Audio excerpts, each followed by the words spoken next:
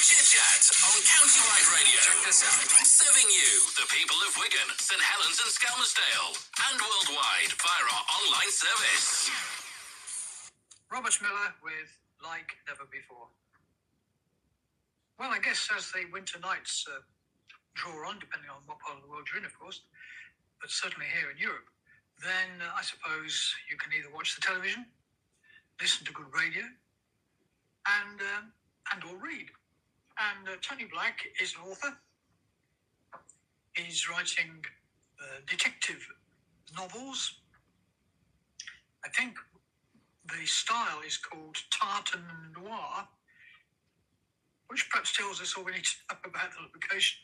So here is Tony Black telling us about his book, The Lock-In, and we'll follow that with a Scottish group, Simple Minds, with theme for great cities.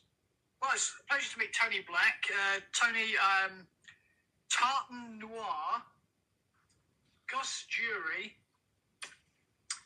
Edinburgh of the travel ads your books aren't. Yeah. And I'm just trying to think of one or two of the phrases I've just picked up on reviews. Musical bad language. I think I saw something about Yes. Yes. I think near musically foul-mouthed. That's the phrase. I believe that came from Paul Sayer, who picked Salman Rushdie to winning the Whitbread Prize.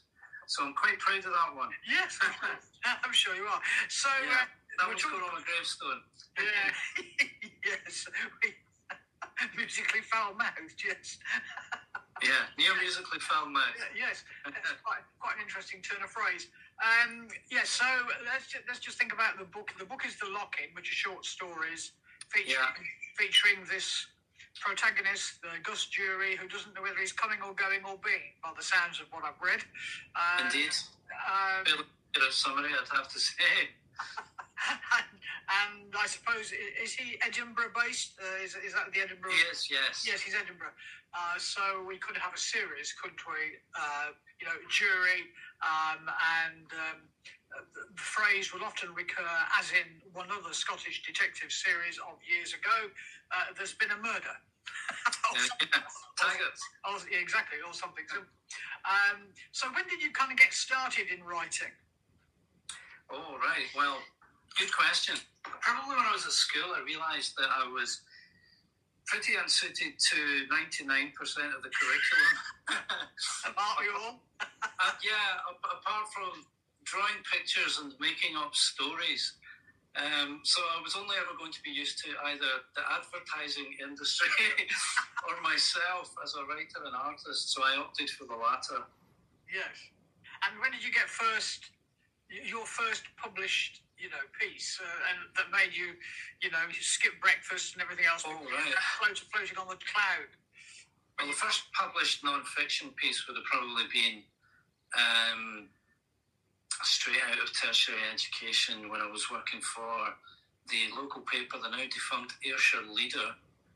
I had a front page splash about my sister's new build property where the builder had decided to up sticks and not finish off the road. And I can remember the headline was "A Road to Nowhere." It was an entirely inappropriate headline because A, there was no road, and B, if there were, it was leading to my sister's house. But never mind. Yes. The first published piece of fiction was in I don't think it's defunct, I think it's still going. It was a publication called Northwards, which I got published when I would have been 24. So it was about 1996, 97, something like that. And it was a short story called First Day in the Job. First book came out a few years later with Random House, and that was the first Gus Jury novel called Paying for It. Yes. So I suppose the question that most writers get asked when dealing with a character that recurs is it based on anybody in particular? And of course, you would probably have a little note at the front of the volume which would say any similarity between any person or dead is purely coincidental. No, he's absolutely not based on anybody, certainly not any journalists that I worked with. And I say that with a legal caveat, because if any of them do identify themselves, I'm sure it's not them. No, exactly. Yeah. So, I suppose, especially not the alcoholic one who used to syringe vodka into oranges. So and no one could understand how he was drunk, but he was just eating oranges all day. That's a handy trick. Yes. Soon get found out, I guess. So, you writing is one string to your bow, really, isn't it? Because you're also an artist. Yes, I am now. I'd always painted, so it was always my hobby. The initial plan was to go to art school, and I did enroll in art school in Glasgow, and I got there in the first week or so, and it was all going to be technical drawing, and there was a lot of protractors and stuff like that, and I just wanted to paint pictures, and I thought, I can't really see myself doing this. And my friend's mum was head of an English department in another. Was she head of the English department? I can't remember what she was, but anyway, she pulled a few strings and got me to change from art to English, so I did that. There's a lot of thought has went into my career path, as you can see. Well, I can tell. It was not conceived on the hoof at all. No, well, I can tell that. But I mean, maybe those are the best sort of career paths to adopt, really, because possibly. It's fresh, isn't it? You know, you're not sort of stuck in a rut. Yeah, entirely authentic. And as I say, I couldn't do anything else, so I was kind of hamstrung to do anything else. I was stuck between the two. Yes. A rock and a hard place. Yeah, as they say. So have any of your books been produced as films? No, not yet. One was taken on by, now who was it? Richard Jobson. I don't know if you remember him. He used to be the lead singer with a Scottish band called the Skids, and then he went into television. He was a television presenter for a long time, and then he was directing TV shows like the Badge and things like that, big cop dramas. And he took on the second Gus Jury novel, Gutted, and was quite far down the track of doing it. I think he had Dougray Scott lined up to play it, and then one day, just all the phone calls stopped. As they do. So I've no idea what happened with that. I didn't care to delve any further, but he hasn't actually made it to the screen yet.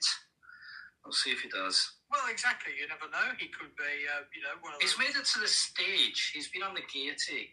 Well, not him, but my work has. And the Gaiety, it was a very similar character, very gritty Scottish noir story, and that was filmed and it was available on YouTube for a little while, but I don't know where it is now. It was called The Ringer. Oh, right. So stick it in YouTube and see if it's still floating about somewhere. You never know. It may be. If it's not on YouTube, it might be on Vimeo. Right, one of the two. Yeah. So you've got other books in the pipeline? Yes, I've kind of had a bit of a break. A painting hiatus. But yeah, I've finished another one after this. This is a collection of short stories with some quite big novellas in it. There's 2 or 3 in the lock-in collection. But the next book was it was non-crime fiction. It was a follow-up to I can't call it a literary novel. It would be a non-genre novel, to be more accurate, called His Father's Son. So this is it was about a child who rocked up in Ireland with his Irish family after spending the first 10 years of his life in Australia. So that was called His Father's Son, and it was quite successful in Scotland. And I've done a follow-up to that, but I've not got a publisher for it yet. I think I could probably offer it to the current publisher that I've got, and they might take it, but we've not had that discussion yet. I'll have to check the contract to see. I think I've actually got to offer it to them before I offer it to anybody else. I think they have first right of refusal. So yes. Are we speaking McNider and Grace? Yes. I thought we get their name in and give them a little mention as well. Yeah, they've been very good. They've done a very good job on the last book. I was so quite happy with it. Excellent. And do you have any musical taste? Taste? Yes. Does Gus Jury have musical taste? He probably does. He's never actually. I'm not one of these people that. I heard a fantastic story about Irvine Welsh to get into the characters that he's creating. He actually makes a 1980s mixie tape up for them of the kind of music that they would be listening to. I don't know what kind of 1980s mixie tape Gus Jury would be listening to. It would probably be Killing Joke or something like that. I don't know. It certainly wouldn't be the Blow Monkeys or anything happy like ABC or Culture Club. Really heavy stuff, sort of like dark music. Yeah, it would have to be something, or a little bit abstruse, like Television, something like that. Yeah. Let's just give me some ideas. And what about your own musical taste? Well, when I'm writing, I don't actually listen to anything that I listen to classical music, pretentious stuff like Dvorak and Tchaikovsky and things like that, because the lyrics tend to get in the way. I started off listening to Bowie, and then all of a sudden I found myself transposing Bowie lyrics into my work, and before I knew it, editors would be coming back to me saying, "What's this mean? It's not really work, it's just the power to charm. That's a David Bowie line, isn't it?" So I don't listen to anything with lyrics in it anymore. I just try to cut that out. Right, so that's the closest I can get is Jeff Wayne's War of the World. Right. But when Richard Burton comes on, I tend to get distracted by his dulcet tones. Yes, of course. I'm not so bothered about David Essex. Yes, of course. I understand. Yeah. Yes, Richard Burton's voice was a one-off. You're quite right. Well, that's given me plenty of ideas to think on, to surround this interview with, so to speak. And your art will continue on. I think there's an exhibition coming up, isn't there? Yes, there's a planned exhibition with Scottish Gallery in the new year. The Waverley Gallery in Prestwick, we're looking at putting on an exhibition, but we haven't actually finalised anything yet. On the launch night for the book, I'm going to reveal one of my new paintings as well. That's going to be held in Prestwick Library. I think it's the 30th of November. So. Right. So that's the launch date for the book. Yeah, that's the launch date. That's the official physical launch. You can actually buy it now. It's out in the shops now. Okay, good. Well, we'll play this interview soonest. Get people keyed up for the event. 30th of November. Why not? I mean, it's only a couple of weeks away, isn't it? You start thinking. Yeah, 3 or 4, something like that. Well, it's 4 weeks, but I mean, by the time we've got to this weekend, all of a sudden you're staring at the date, aren't you? And you're thinking, oh dear, it's that close. I know. So there you go. So all success with this book, Tony. Thank you very much for taking the time to have a few words. And thank you. And let's hope that somebody listening will take the view that Gus Jury is a Tartan noir character around which a series could be built. Amen. Great speaking with you. Thank you very much indeed. And thank you too.